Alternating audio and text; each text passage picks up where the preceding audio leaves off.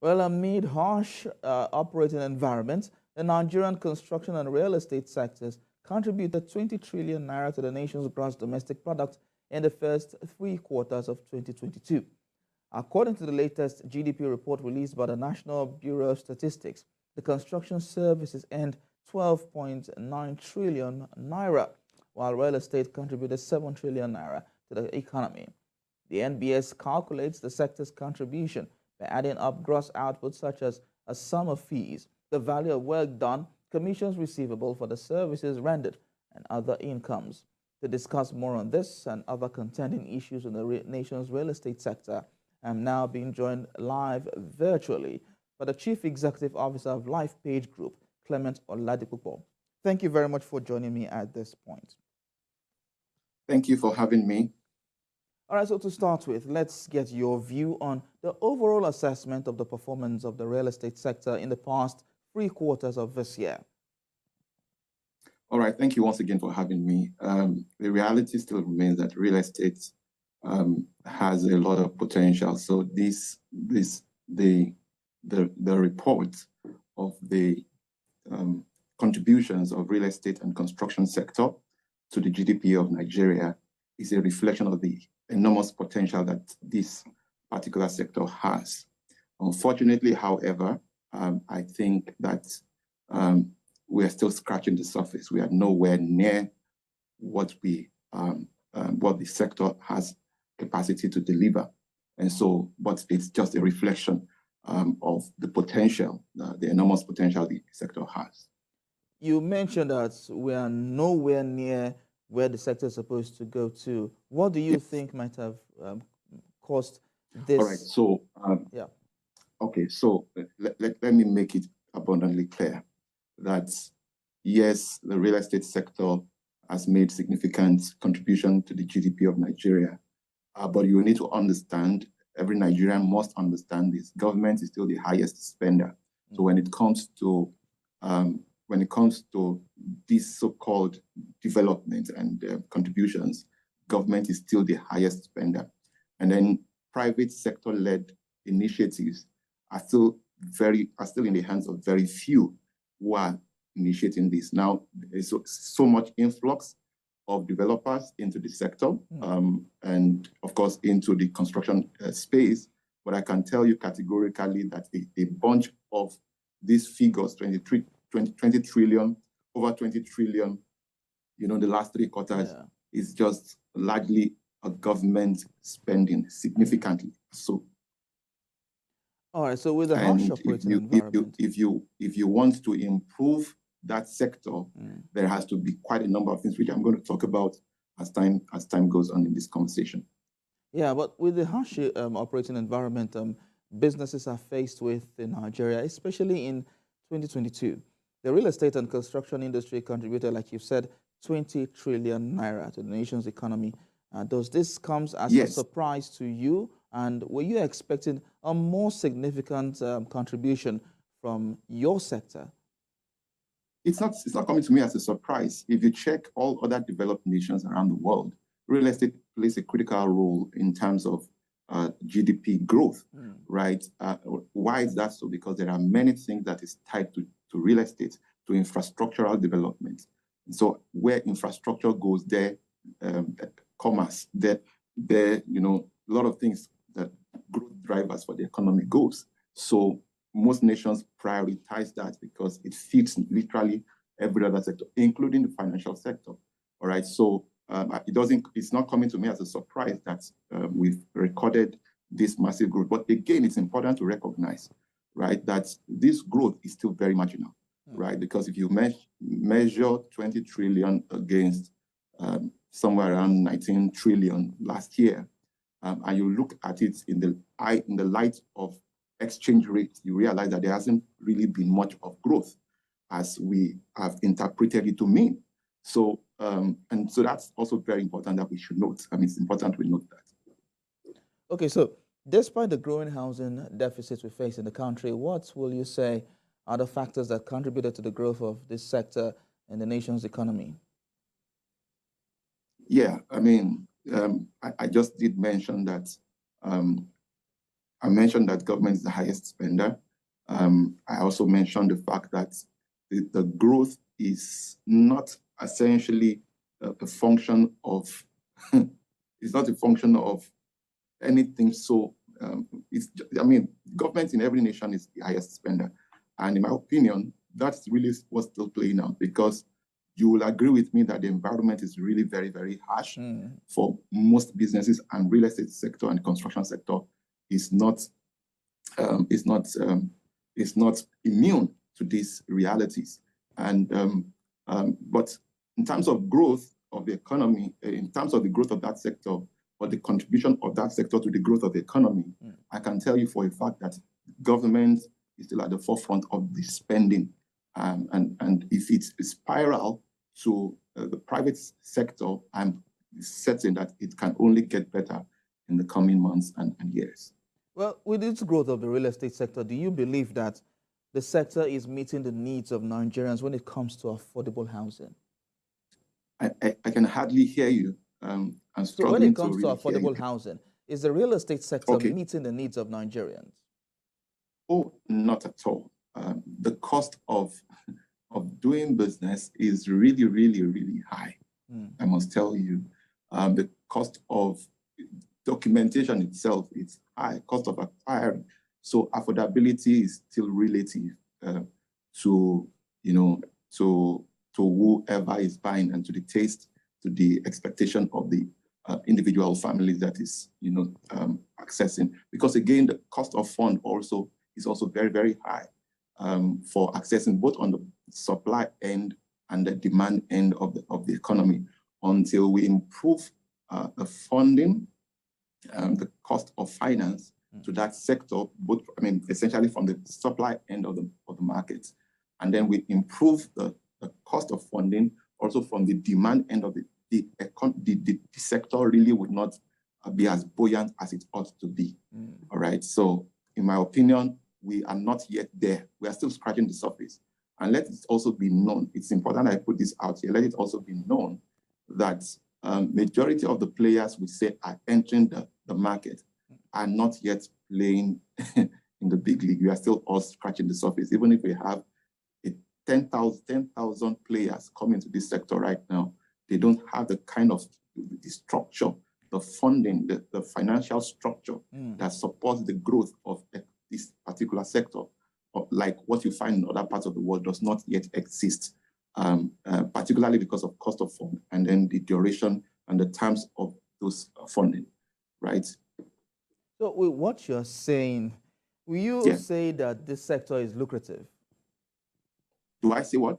Do you still believe this sector is lucrative with the challenges you have raised up? The fact that the cost of doing business in the real estate sector is quite high, the cost of documentation and all whatnot. Do you still believe, or do you still agree that this sector is lucrative? It's still what? Do I still agree believe that the sector is lucrative? Yes. Oh, absolutely. Absolutely. Absolutely. The potential is there. The opportunities are there.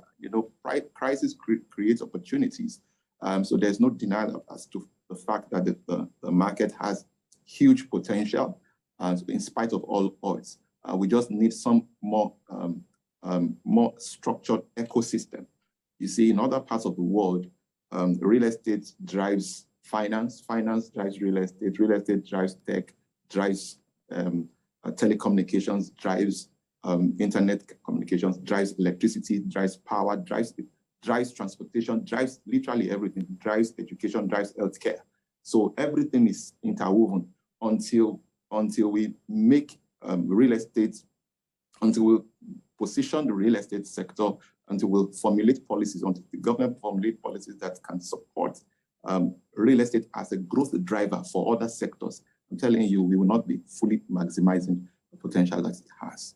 So with what you have suggested, will this help us achieve the dream of low-income houses or affordable housing for all?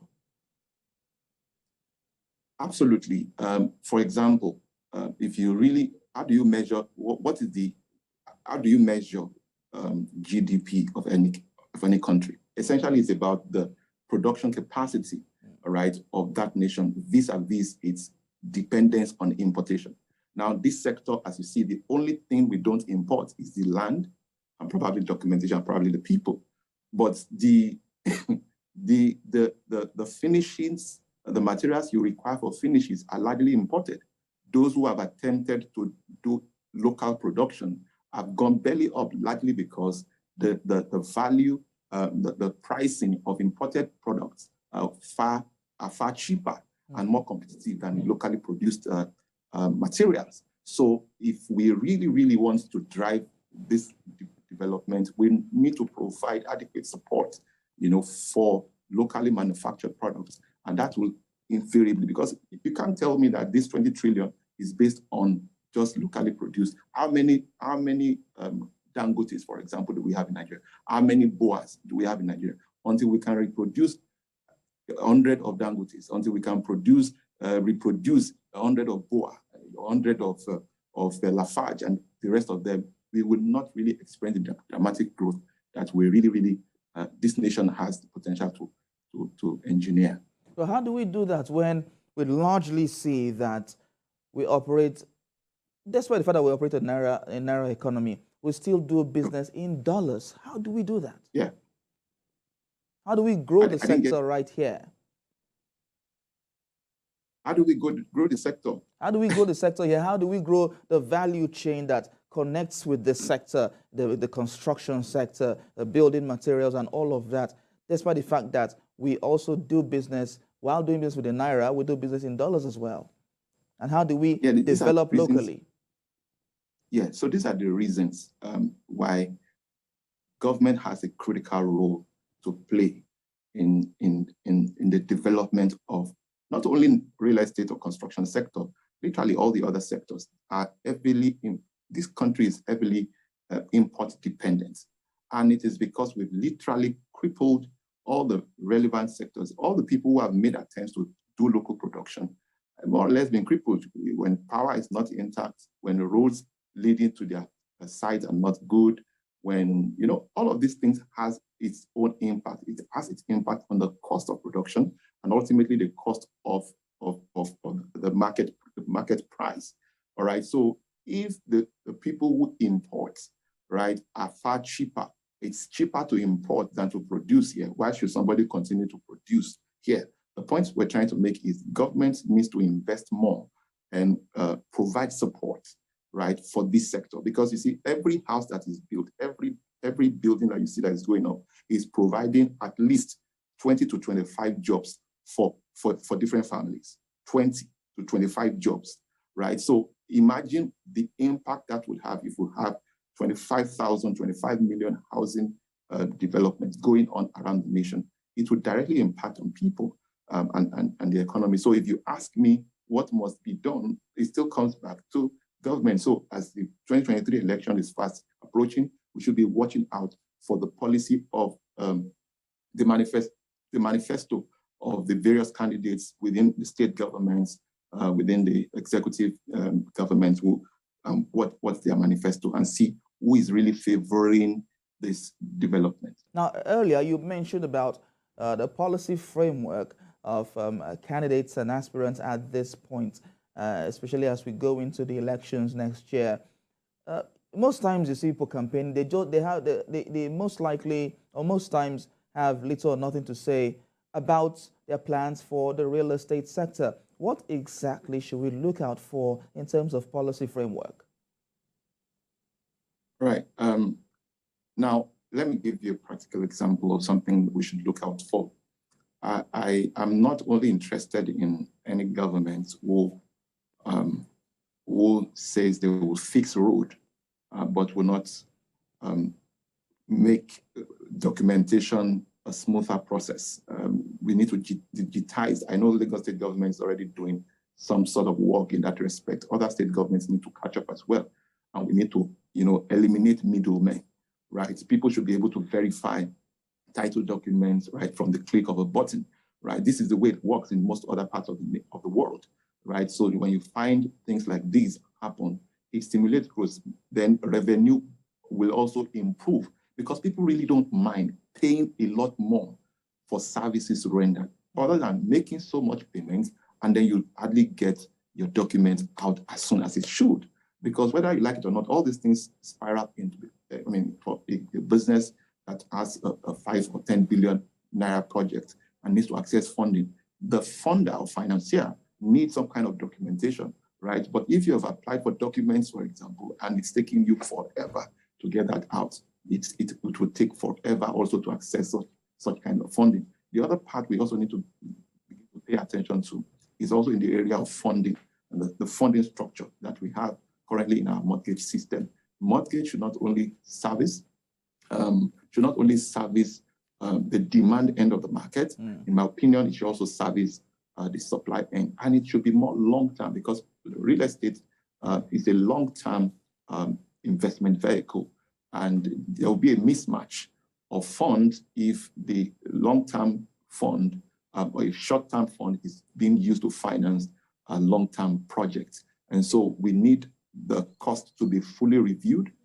It will favor the demand end of the market, because ultimately people can spread their payments over a longer period of time, and then the so-called affordability can be can be made, properties and homes can be made affordable for families and individuals when they have longer time to spread their payments, and then they can access funding.